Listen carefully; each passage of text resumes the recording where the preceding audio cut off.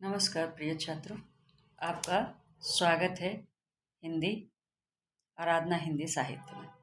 आज हम पाठ 5 मेरा बचपन डॉक्टर APJ अब्दुल कलाम द्वारा लिखित। ये एक आत्मकथा है। आत्मकथा का अर्थ होता है जो स्वयं के द्वारा लिखी गई रचना होती है, उसे हम आत्मकथा कहते हैं। लेखक का सामान्य परिचय दे दें। APJ अब्दुल कलाम, इनका पूरा नाम अउल फ़कीर जैनुलाब्दीन अब्दुल कलाम था। जन्म इनका 15 अक्टूबर 1931 रामेश्वरम के तमिलनाडु में हुआ था और ये हमारे भारत के राष्ट्रपति के रूप में 25 जुलाई 2002 से 24 जुलाई 2007 तक कार्यरत थे और इनका देहांत 27 जुलाई 2015 को हो गया।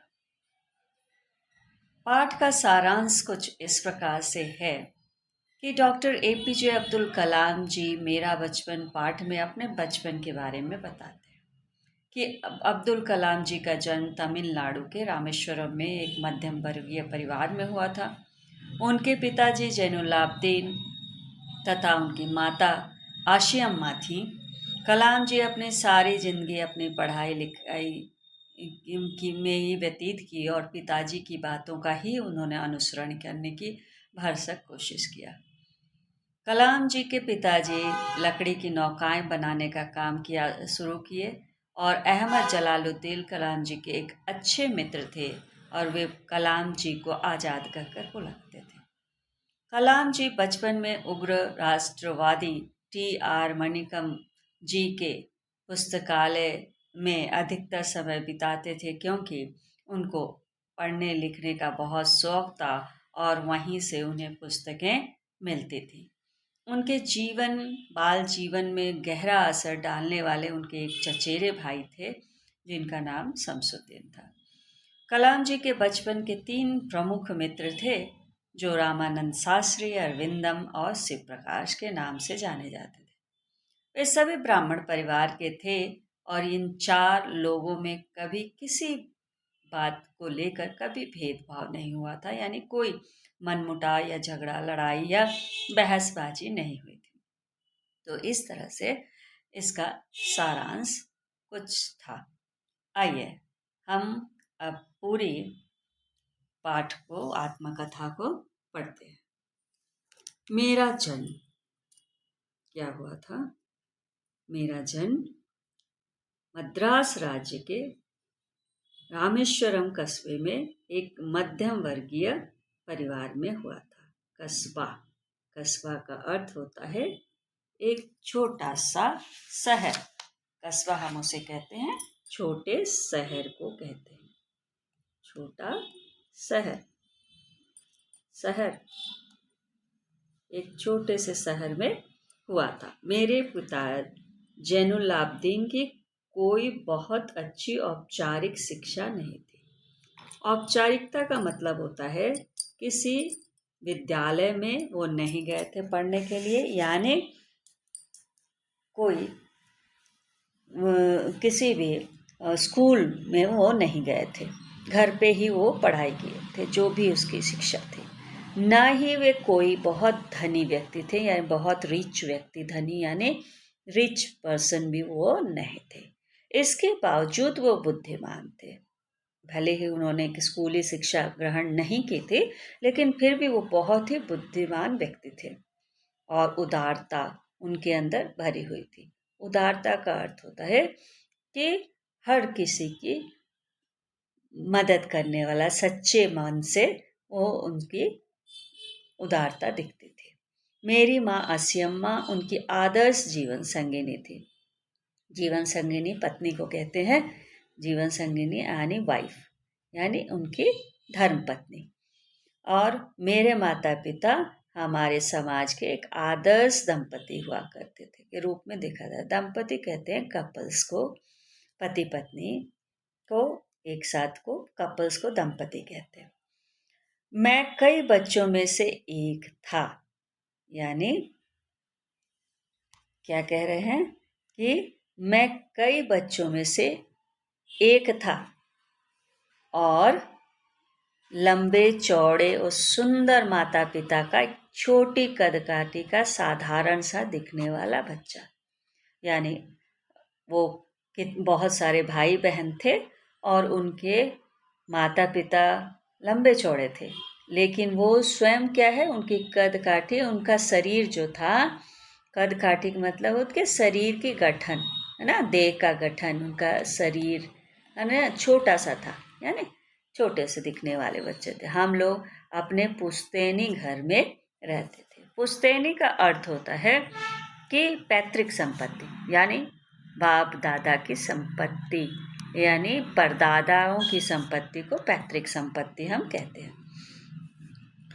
और रहते थे, और रामेश्वरम की मस्जिद वाले गली में बना यह घर चूने पत्थर और ईंट से बना पक्का और बड़ा मकान था। यानी उनका जो मकान था, जो पुश्तैनी था, पैतृक था, वो चूने पत्थर और ईंट का बना था, यानी पक्का मकान था। यानी बिल्डिंग स्ट्रॉन्ग बिल्डिंग थी उनकी, पक्की ना, पक्का हाउस जिसको कहते हैं। मेरे पिता आडंबरहीन व्यक्ति थे।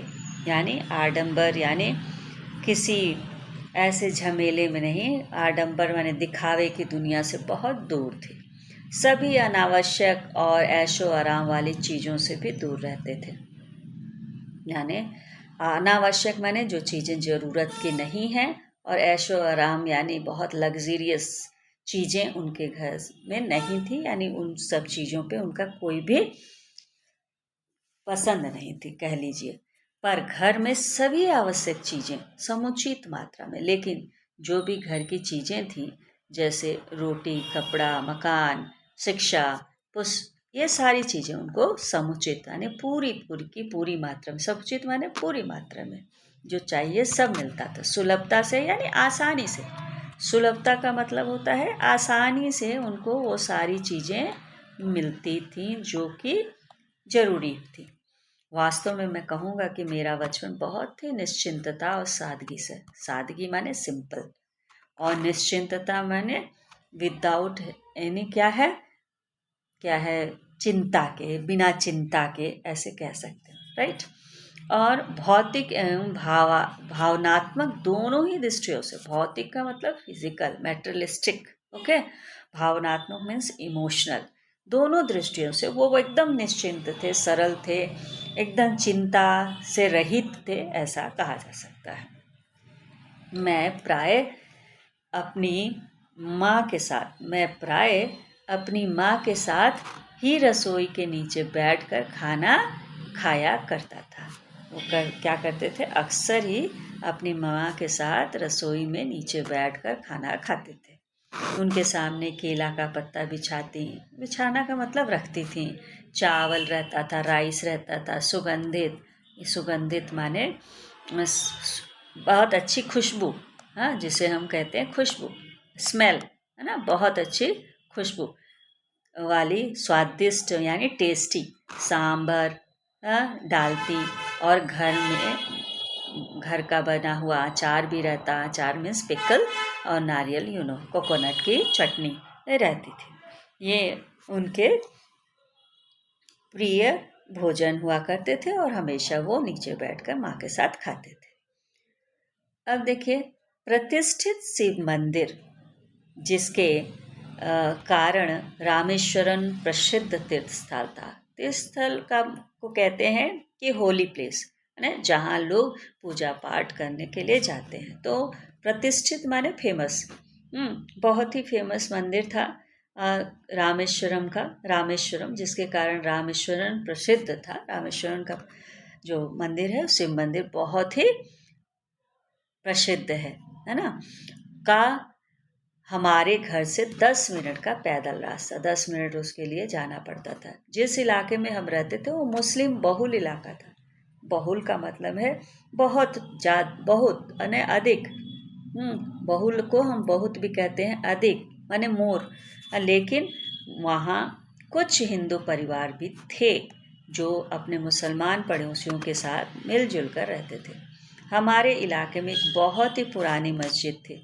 शाम को नमाज के समय मेरे पिताजी मुझे अपने साथ ले जाया करते थे। यानी जिस मोहल्ले में रहते थे वहाँ बहुत सारे के सारे लगभग मुसलमान लोग रहते थे, लेकिन कुछ हिंदू परिवार भी रहता था जो सो आपस में मिलजुल कर रहते थे। रामेश्वरम मंदिर के सबसे बड़े पुजारी पक्षी लक्ष्मण शास्त्री मेरे पिताजी रामेश्वरम मंदिर में के बहुत बड़े पुजारी माने हेड जो थे, पुजारी माने जो प्रिस्ट होते हैं, जो पूजा पाठ करते हैं, ब्राह्मण, उनका नाम पक्षी लक्ष्मण शास्त्री था, जो उनके पिताजी के अभिन्न मित्र थे। अभिन्न उसके कहते हैं जो बेस्ट फ्रेंड होता है। अभिन्न का मतलब जो बहुत सच्चा होता है, हमेशा उसके साथ रहता है ना, बेस्ट फ्रेंड। और आध्यात्मिक मामलों में यानी स्पिरिचुअली वो क्या करते थे, चर्चाएं किया करते थे। दोनों लोग आपस में स्पिरिचुअल अध्यात्म के रूप में, यानी भगवान, स्पिरिचुअल गॉड, इन सब की वो चर्चा करते थे और अपने रिलीजियस के बारे में एक दूसरे से बात करते थे। जब मैं प्रश्न पूछने लायक बड़ा हुआ तो मैंने पिताजी से नमाज की प्रासंगिकता के बारे में, प्रसंग वो होता है कि उसके बारे में, यानी नमाज के क्यों पढ़ा जाता है, उसको पढ़ने से क्या होता है, अपने धर्म के बारे में वो प्रासंगिकता है। तो वे कहते हैं कि जब तुम नमाज पढ़ते हो, क्या कहते हैं, जब तुम नमाज पढ़ते हो तो तुम अपने शरीर के इतर माने दूसरी तरफ चले जाते हो, शरीर से अलग ब्रह्मांड में, मीन्स वर्ल्ड में, यूनिवर्स में का एक हिस्सा बन जाता है, अपार्ट, एक पार्ट बन जाते हो, जिसमें दौलत, आयु, जाति या धर्म पंथ का कोई भेदभाव नहीं होता। और जब तुम नमाज पढ़ते हो तो शरीर से अलग होकर, इतर होकर यानी अलग होकर, तुम यूनिवर्स का एक पार्ट बन जाते हो, जिसमें कि दौलत यानी पैसे, रुपए, आयु यानी उम्र, यानी आपकी एज, जाति, धर्म यानी रिलीजन, इसका कोई भी भेदभाव नहीं होता, माने कोई भी उसमें डिस्क्रिमिनेशन नहीं देखने को मिलता, कोई भी नहीं मिलता, सब एक समान क्या है, दिखते हैं।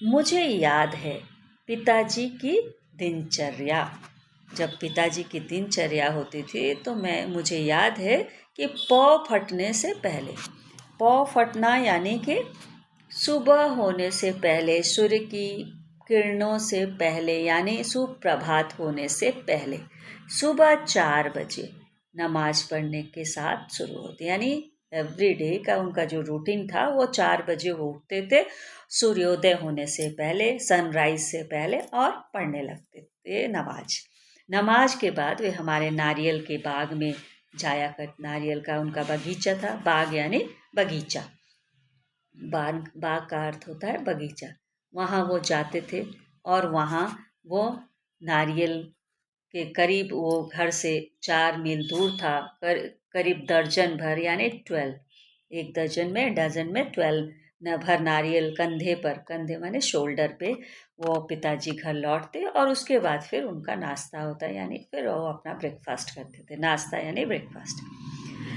मैं अपनी विज्ञान और प्रौद्योगिकी की सारी जिंदगी में पिताजी की बातों का अनुसरण करने की कोशिश करता था। और अब्दुल कलाम जी क्या करते थे कि विज्ञान, ये विज्ञान का मतलब होता है साइंस, साइंस की और प्रौद्योगिकी यानी टेक्नोलॉजी की वो चर्चाएं किया करते थे। और पिताजी की बातों का अनुसरण यानी फॉलो, अनुसरण करना यानी उसको फॉलो करना, उनकी बात को मानना, यूँ कह सकते, वो उनकी सारी बातें मानते थे, मानना कह सकते हैं, फॉलो कर सकते हैं ना, वो करते थे, इसका प्रयास वो अक्सर किया करते थे। अब उनके पास क्या है, कोई ऐसी, मैंने उन बुनियादी सत्यों को समझने का भरसक प्रयास किया। बुनियादी सत्य का मतलब होता है कि उन सारी, बुनियादी का मतलब होता है नींव, नींव यानी जो सत्य बातें हैं उसकी फाउंडेशन, नींव, फाउंडेशन कहते हैं बुनियाद, समझने का भरसक प्रयास करता है, यानी हर संभव माने भरसक का मतलब यथाशक्ति, जितना हो सकता है ना, यथाशक्ति जितना भी हमसे हो सकता है उतना मैं प्रयास करता था कि उसको समझूं कि क्या सत्य है। और कोई ऐसी देवी शक्ति जरूर है, देवी शक्ति यानी ईश्वर की कोई ऐसी एनर्जी है, देवी यानी गॉडेस, उसकी ऐसी एनर्जी है जो हमें भ्रम, भ्रम यानी इल्यूजन, यानी जो हम सोच नहीं सकते कि ये ऐसा ठीक है, उचित है, अनुचित है, ऐसी सारी चीज़ें, दुखों का, सैडनेस का, विषाद यानी शोक, असफलता यानी फेल्योर, इत्यादि बहुत सारी चीज़ें जो हमारे जीवन के नेगेटिव्स हैं, उन सारी चीज़ों से हमको छुटकारा मिलता दिलाता है, यानी हम उससे पार पा जाते हैं, यानी उससे हम रिलीफ पाते हैं, ऐसा कहिए, और वही सही रास्ता वो दिखाती। अब पिताजी ने लकड़ी की नौकाएं बनाने का काम शुरू किया, और उस लकड़ी की नौकाएं उन्होंने बनाने का काम से, और उस समय मैं 6 साल का था, यानी जो अब्दुल कलाम जी थे वो 6 years old थे। हाँ, और ये नौकाएं तीर्थयात्रियों को, ये जो नौकाएं, नौका यानी बोट, है ना, बोट, है ना, लकड़ी की यानी वुडन की, और ये तीर्थ यात्रियों के यानी जितने भी पिलग्रिमेज के लोग थे जो तीर्थ यात्रा करने जाओ, वो रामेश्वरम से धनुषकौड़ी 2 स्थान है, ये जगह का नाम है, रामेश्वरम एक जगह का नाम, धनुषकौड़ी सेतु कराई भी उसको कहा जाता है, और तक लाने और ले जाने का काम ये उनके नौकाएं करती थी। एक स्थानीय ठेकेदार ना, स्थानीय का मतलब लोकल होता है, स्थानीय का मतलब होता है एक लोकल, जो वहीं का रहने वाला हो। ठेकेदार यानी एक बनाने वाला, जो ठेका लेता है, सारी चीज़ों की जिम्मेदारी लेता है, उसका नाम था अहमद जलालुद्दीन। वो पिताजी समुद्र तट के पास, तट क्या मतलब होता है, किनारा, हाँ, समुद्र होता ओशन, उसके किनारे बैठ करके क्या है, तट किनारे पर नौकाएं बनाने लगे। बाद में अहमद जलालुद्दीन से, उसी उसी अहमद जलालुद्दीन से मेरी बहन जो जोहरा थी जिसका नाम, उसके साथ उनकी शादी हो गई। नौकाओं को आकार देने के लिए, आकार माने जब वो बनाए जाते थे कैसे बनते हैं, आकार माने रूपरेखा उसकी जब बनती थी, तो मैं गौर से देखता था, गौर से माने बहुत ध्यान से मैं देखता था, उस चीज़ को ध्यान से देखता था, है ना। और पिताजी का कारोबार काफ़ी अच्छा चल पड़ा था, जो पिताजी थे उनका जो कारोबार था, बिजनेस था, कारोबार यानी उनका बिजनेस काफ़ी अच्छा चल रहा था। एक दिन 100 मील प्रति घंटे से, यानी एक दिन की घटना का जिक्र करते हैं कि 100 मील, 100 मील माने 100 मील पर आवर की रफ्तार से, यानी स्पीड से, है ना, स्पीड, स्पीड से क्या है, हवा चली और तूफान आ गया चारों तरफ। तो तूफान में सेतुकुराई के कुछ लोग और हमारी नावें बह गईं, और उसी में पावन पुल भी टूट गया, और यात्रियों माने जितने पैसेंजर थे उनसे एक ट्रेन भरी हुई थी, भरी माने फुल थी, और दुर्घटनाग्रस्त हो गई, यानी एक्सीडेंट हो गया।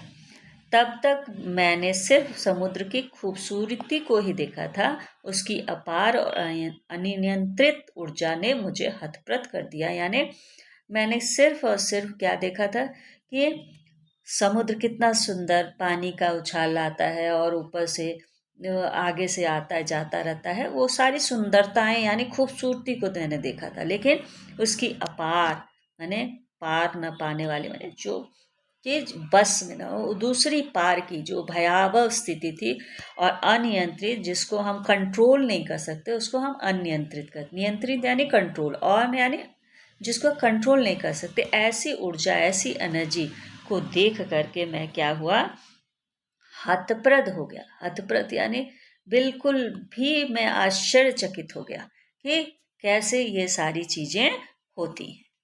ठीक,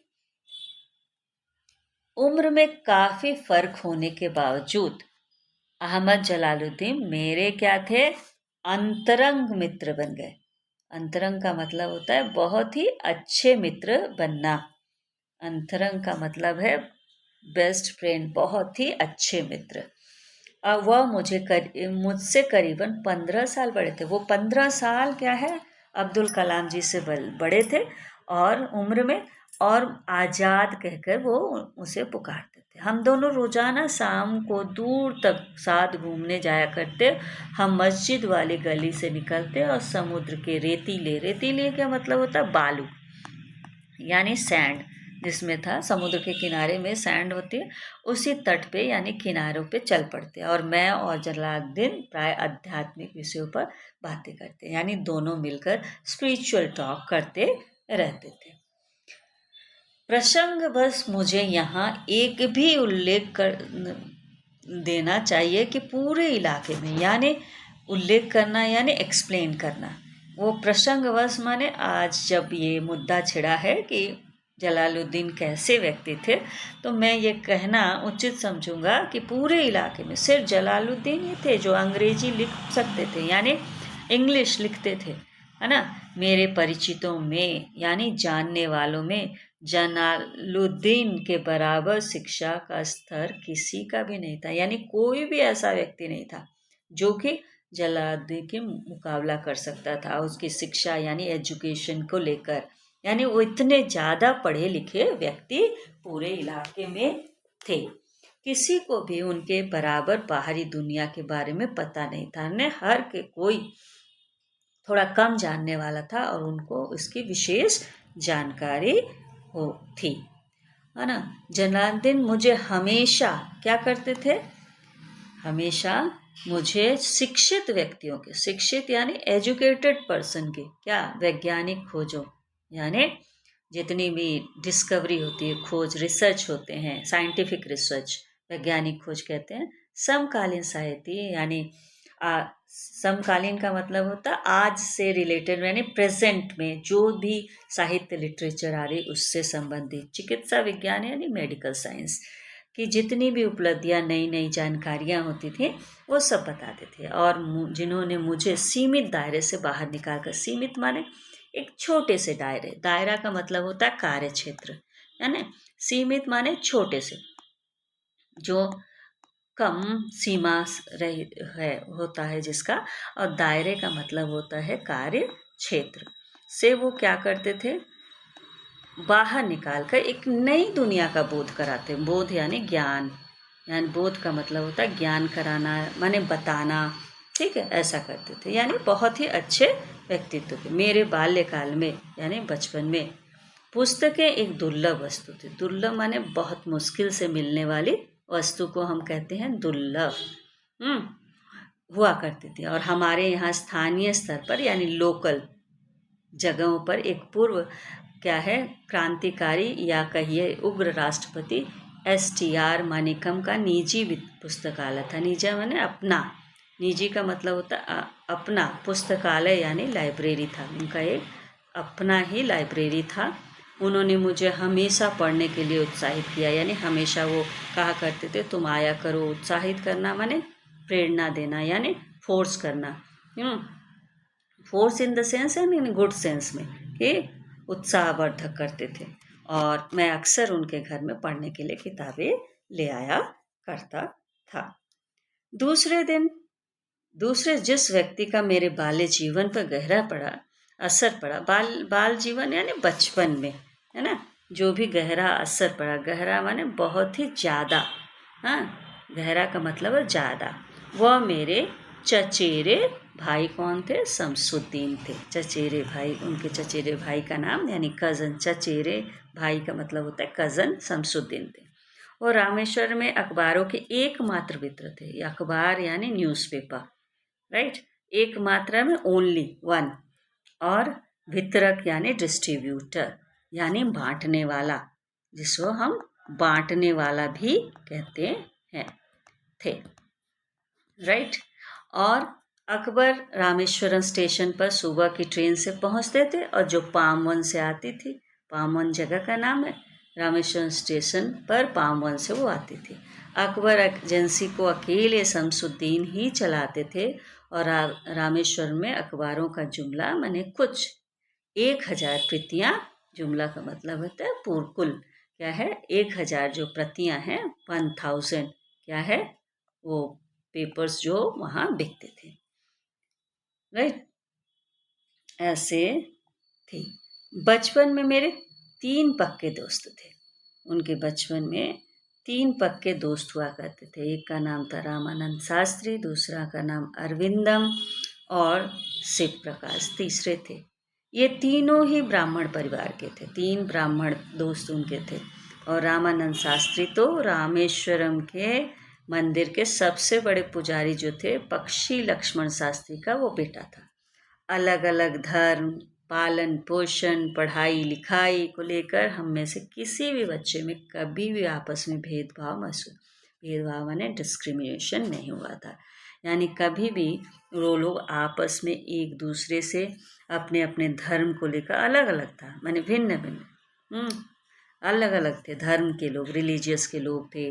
पालन पोषण यानी हर किसी का क्या है, रहने का तरीका, पढ़ने लिखने का सब कुछ अलग था, लेकिन फिर भी सबके बीच में इतनी गहरी मित्रता थी कि वो कभी भी अलग नहीं समझते थे अपने आप को। इतने अच्छे पक्के दोस्त थे।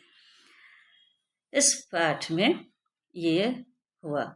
इसमें राष्ट्रपति जो अब्दुल कलाम जी थे, उनका जीवन बहुत ही सादगी से और का मिसाल था। यानी बहुत सादगी, एकदम सिंपल व्यक्तित्व को उन्होंने दर्शाया है कि उनके माता पिता परिश्रमी थे, आडंबरहीन जीवन था उनका, वो आदर्श प्रिय थे और परिवार और अतिथियों का वो बहुत सेवा करते थे। धार्मिक एकता उनके अंदर थी। बच्चों में उन चैतन्यशील बहुमुखी व्यक्तित्व के वो धनी थे। ऐसे जीवन गाथा इसमें कही गई है। तो बच्चों, ये हुआ हमारा पाठ 5, मेरा बचपन। अगर आपको अच्छा लगा हो तो please like, subscribe and share, और कमेंट में आप अपनी राय अवश्य व्यक्त करें। धन्यवाद।